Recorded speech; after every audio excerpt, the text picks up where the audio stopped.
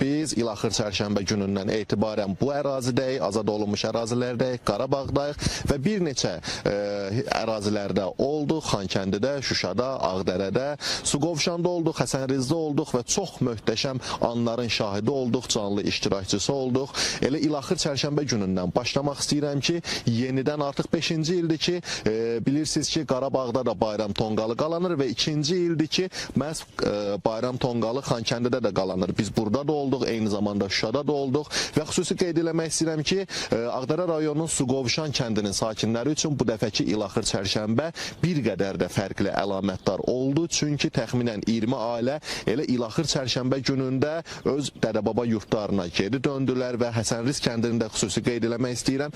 Uzun illərdən sonra kənd sakinləri öz ata-baba yurtlarında bayram tonqalını qaladılar. Hər iki yer xüsusi qeyd eləmək istəyirəm ki, çox möhtəşəm bir yerlərdir. Həsənriz kəndidə, Suqovuşan kəndidə çox möhtəşəm təbiəti var.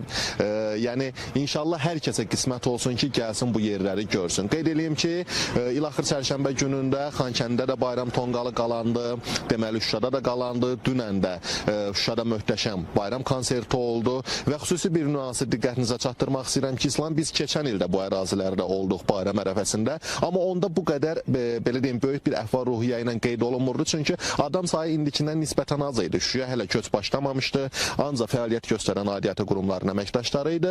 Lakin bildiyimiz kimi gerdə qoyduğumuz ilin yaz-yay aylarında Şuşaya köç başladı. Sakinlər öz ata-baba yurtlarına qayıtdılar. Eyni zamanda Xankəndidə fəaliyyət göstərən aidiyyatı qurumların əməkdaşlarının sayı çoxaldı və bununla yanaşı onların ailə üzvləri də gəldi və xüsusi qeyd edeyim ki, Qarabağ Universitetinin tələbələri də Xankəndiyə xüsusi rəng qatırlar və elə Azərbaycanlıların, insanların, vətəndaşlarımızın bu qədər çoxluqla bayramı qeyd eləməsi də bu dəfə buradakı bayramı xüsusi əlamətdar etdi. Dünən də bayıla arxamda görürsünüz, möhtəşəm bayram tonqalı qalandı. Buradakı yaşayan şəxslər, eyni zamanda şəhərin qonaqları və qonaq gələnlər də var idi bayramı məhz burada qeyd eləmək üçün.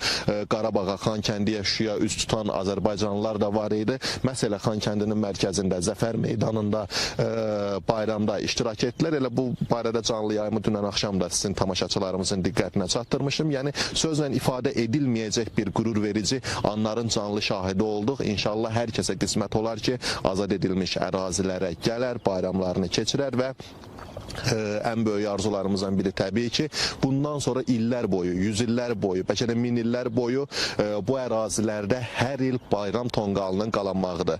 Öz növbəmdə bir daha bütün Azərbaycan xalqının bayramını təbrik edirəm. Bahar qoy gəlişi ilə firavanlıq gətirsin, ruzi bərəkət gətirsin, əminamanlıq gətirsin. Hər şey Azərbaycan xalqının ürəyincə olsun, daim sülh içində mehriban yaşayaq.